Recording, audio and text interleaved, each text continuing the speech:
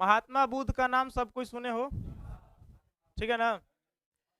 ये महात्मा बुद्ध है क्या, इसका कहानी सुनाते हैं। देखो एक बार, जैसे 29 वर्ष की अवस्था में, 29 वर्ष की अवस्था में महात्मा बुद्ध अपना घर छोड़कर चले गए थे, ठीक है, घर को त्याग दिए थे।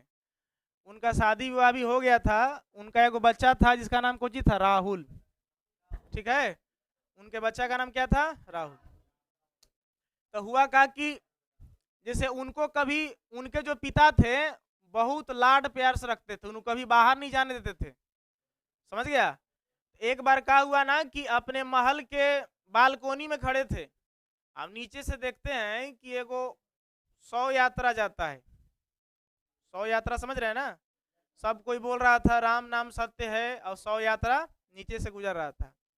अब वो महल पर से देखे अचानक है कि ये क्या चीज आ रहा है, ये बारात जैसा आदमी के उसके पीछे पीछे सब जा रहे हैं, आखिर है क्या चीज, ठीक है ना। तो वो कहा किए कि उस महल पर से नीचे आए।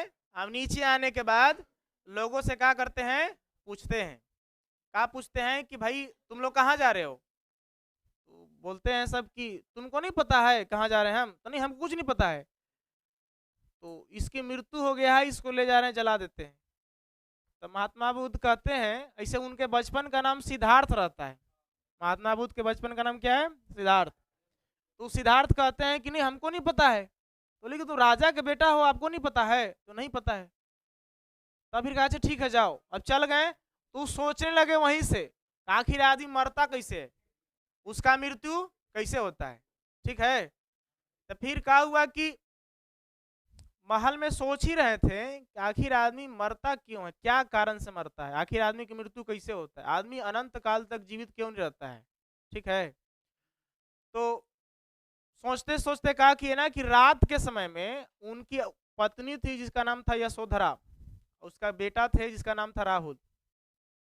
रात में सोते समय 29 वर्ष की अवस्था में छोड़ करके घर चले गए, ठीक है। उस सत्य को खोजने के लिए आखिर मृत्यु होता क्या है। जीवन का एक ही सत्य है, वो है मृत्यु। जो व्यक्ति जन्म लिया है उसका मृत्यु परमानेंट है, एक न एक दिन होना ही है, ठीक है। ये विधि का विधान है, सबके साथ ऐसा होता है। अब कोई ऐसा घर नहीं है जिस घर में किसी दादा परदादा या किसी किसी का मृत्यु ना हुआ हो, सबके यहाँ होता है मृत्यु, ठीक है। तो इस सत्य की खोज के लिए अपना घर त्याग करके निकल गए बाहर। वही राजा के बेटा थे, उनको क्या चीज का कमी था, कोई चीज का दिक्कत नहीं था। अब निकल करके आप देखो बिहार बोध गया है ना, सब घूमने जाता है ना, बोध गया पर्यटक स्थल। तो वहां पे उन्होंने एक बोधि वृक्ष नाम का पेड़ है, उस पेड़ के नीचे 7 वर्षों तक तपस्या किया, योग में लीन रहा, समझ गए। कोई भी व्यक्ति जाता देख करके चला जाता, कहता है कोई महात्मा है ना, 7 वर्षों तक लगातार एक ही जगह बैठ करके बोधि वृक्ष के नीचे तपस्या करते रहे, सत्य की खोज के लिए कि मृत्यु होता क्या है, आखिर आदमी का मृत्यु कैसे होता है। तब हुआ का कि 7 वर्ष के बाद जब उनका निंद्रा टूटा, तब जो है अपने आसपास देखते हैं तो कुछ लोगों का भीड़ इकट्ठा होता है। उनको सब रोज आते हैं, कोई देख करके चले जाते हैं, कोई वहां पे कुछ रुकते, और उनके शरीर में कुछ अलग तरह का तेज हो गया था तपस्या करने से, है ना। लोग उनके बैठ को देखते और देख करके फिर चले जाते, देखे कि कुछ भीड़ इकट्ठा हुआ है। तो कहें कि भैया आप लोग कौन है, बोले कि हम आपको देखने आते हैं रोज, और देख करके चले जाते हैं। तब जो है वो उनको एक ज्ञान प्राप्त हुआ। अब ज्ञान प्राप्त होने के बाद उनका लोगों ने उनका नाम क्या दिया था, बुद्ध, महात्मा बुद्ध कहे थे, ठीक है। उनको भगवान बुद्ध भी कहा जाता है, इसे भगवान विष्णु के अवतार माने जाते हैं, महात्मा बुद्ध को अवतार कहा जाता है, भगवान विष्णु का 10वें अवतार, इस तरह कुछ कहा जाता है। तो अब महात्मा बुद्ध के पास पता चला कि उनकी पत्नी को कि महात्मा बुद्ध कहाँ है, तो वहीं बिहार गया में है, और बोधि वृक्ष के नीचे तपस्या करते हैं। उनके पास जब भी कुछ बोलते हैं तो लोग भीड़ इकट्ठा हो जाता है, उनकी बातों को लोग सुनते हैं। तो उनका पत्नी अपने बेटा को लेकर के आई और कही कि आप पहचानिए हम कौन है। महात्मा बुद्ध कहते हैं कि हम नहीं पहचानते आपको। तो उनकी पत्नी कहते हैं कि भुला गए इतना जल्दी, 7 8 साल में भुला गए। तो बोले कि नहीं तुम कौन हो, हम तुमको नहीं पहचानते। तो बोलते हैं कि याद कीजिए हम आपकी पत्नी है, ये आपका बेटा क्या है, राहुल है। तब महात्मा बुद्ध कहते हैं कि वो एक समय की बात थी, कि जब हम तुम्हारा पति हुआ करते थे, अब हम तुम्हारा पति नहीं है, अब हम क्या हैं, हम बुद्ध हैं। ठीक है, लाख समझाती है कि ये सब छोड़ दीजिए महात्मा वाला चीज, चलिए घरे चलिए, सब आपका इंतजार कर रहे हैं। तो महात्मा बुद्ध कहते हैं कि ना, अब वो मेरा घर नहीं है, वो पहले समय की बात था। फिर वो वापस चली जाती है, समझाने के बाद नहीं मानते हैं तो ऐसा ऐसा उपदेश देते हैं कि लोग उनके पीछे जो है आकर्षित होते चले जाते हैं। एक वो अलग धर्म उत्पन्न हो जाता है, जो क्या कहते हैं, बौद्ध धर्म। ठीक है, एक बार क्या हुआ कि एक महिला का एक बेटा मर गया, ठीक है, मृत्यु हो गया। तो महिला जो है महात्मा बुद्ध के पास लेकर आई कि तुम तो भगवान हो, लोग तुमको भगवान कहते हैं, तो भगवान का काम है कि भाई कुछ तो करेगा।